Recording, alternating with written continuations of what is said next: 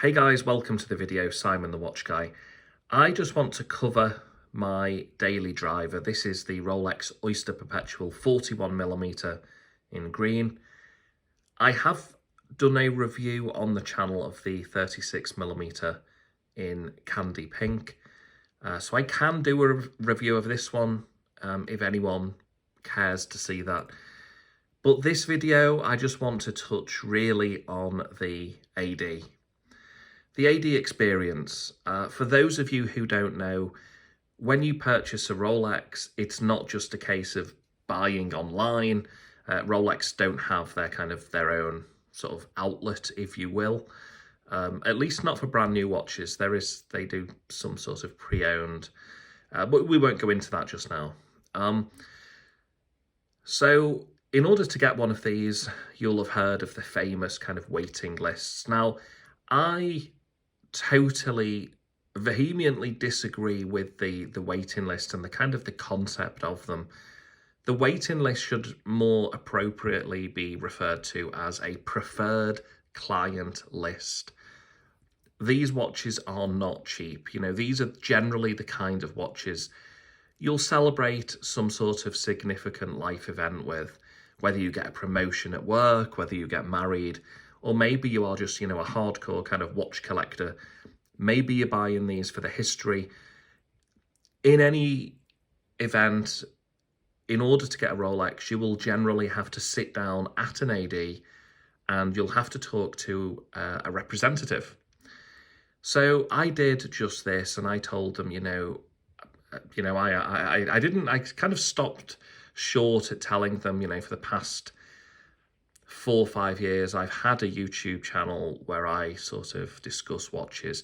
I didn't really tell them that, but I did make it very clear that, I really, really am into watches. It's a hobby.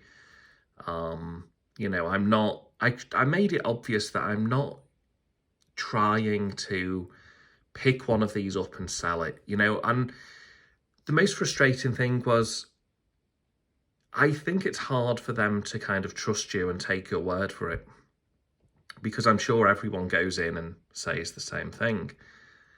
But anyway, I waited probably about 15, 16 months and I still hadn't had a call. The big life event had been and gone, it had happened already.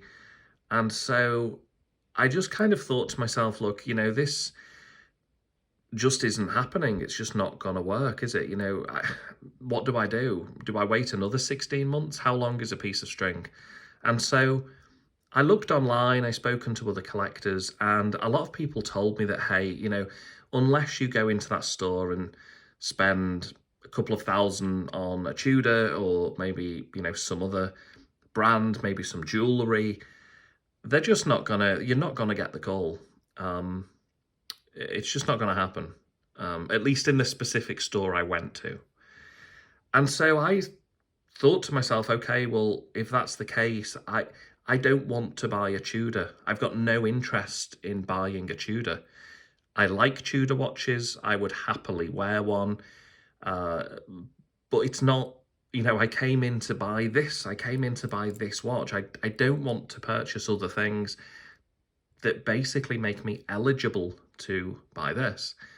So I went down the grey market route, which is perfectly legal. But at this point, guys, you enter into a kind of, the reason it's called the grey market is what happens is people will go into the store, they will purchase this watch, they will take it home and immediately put this online to sell. And it's such a shame. Let me just zoom in, guys, give you a better kind of close up there. And it's just such a crying shame that people do that. People, I was waiting 16 months, 16 months, and I never ever got the call. It just didn't happen. And, someone can just go in and essentially purchase one of these and then sell it straight online. The entire system, the AD system, is just totally broken, totally unfair to genuine purchasers. And what you'll oftentimes hear is people defend the AD system. People will say, well, the AD don't know if you are just going to sell the watch.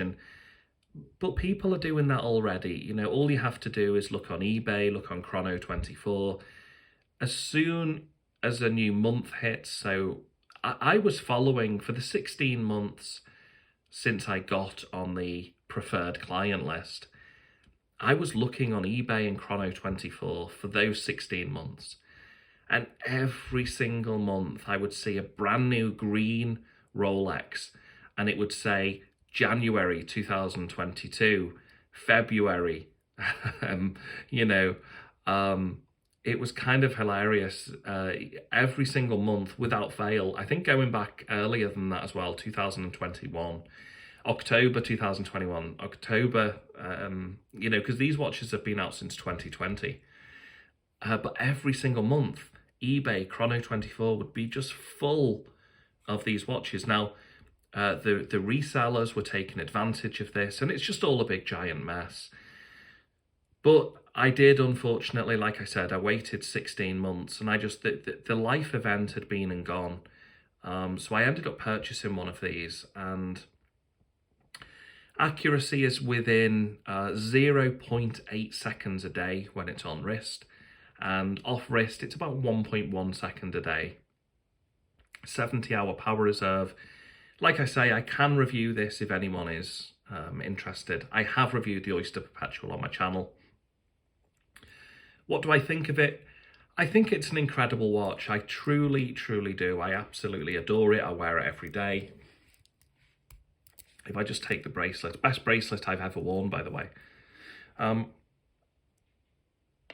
think for me, what's really impressive is this sort of on-the-fly adjustment. There you go, it clicks into place. And then if you need some extra sort of wiggle room, you'll just pull that out slightly. There you go. And that gives you an extra, I think it's about an extra 5mm. So what do I think of the AD situation? I genuinely and truthfully hope that Rolex somehow work really, really, really hard to fix it. To be perfectly honest, looking back, there's a part of me that thinks, do you know what? I should have just bought the an Aquaterra. Maybe I should have bought a Omega Seamaster. But, you know, the heart wants what it wants. And unfortunately, that's why the grey market, you know, thrives. That's why these watches sell for, you know, almost in some cases, I've seen these watches go for double retail, which is just preposterous. It really is. It's just criminal. It's daylight robbery. I didn't have to pay double retail, but there are people who do, you know, and it's really unfair that, you know, there are genuine people who want to get hold of these kind of watches, and they just really, really, really struggle. It's such a difficult process. But anyway, my friends, there you have it. Thank you for watching. Let me know your experience with the AD. Have you had similar issues, or have you had luck? You know, I've heard stories where people have been able to get these within a couple of months. So, you know, I guess it all depends on the AD, depends on the relationship you've got with the AD. Personally, I think the relationship stuff is nonsense. I think it's absolutely absurd that you have to form some kind of bond with someone you don't know in order to buy a watch. You know, what is this? You know, it's a device to tell the time, for goodness sake. Why do we have to kind of form almost false friendships? You know, it's a very, very bizarre sales technique, but it works for Rolex, and that's why they do it. But in the future, I would like to see much more supply. I would like to see genuine customers who've never owned a Rolex watch before actually be prioritized. I would like Rolex to maybe control the inventory themselves. Maybe if they, check the serial numbers and allocated, one watch kind of per person, and kind of guaranteed that, hey, if you haven't had a watch, you will get one. As long as as long as you just wait slightly, you will get one. You don't have to spend any extra. You will get one. It's guaranteed, pretty much. The way they do business at the moment, it does leave a little bit of a sour taste, but here we are. Anyway, my friends, thank you for watching, and again, as always, just put your comments down below, and I will try and get back to each and every one of you as soon as I can. Okay, take care. Bye-bye.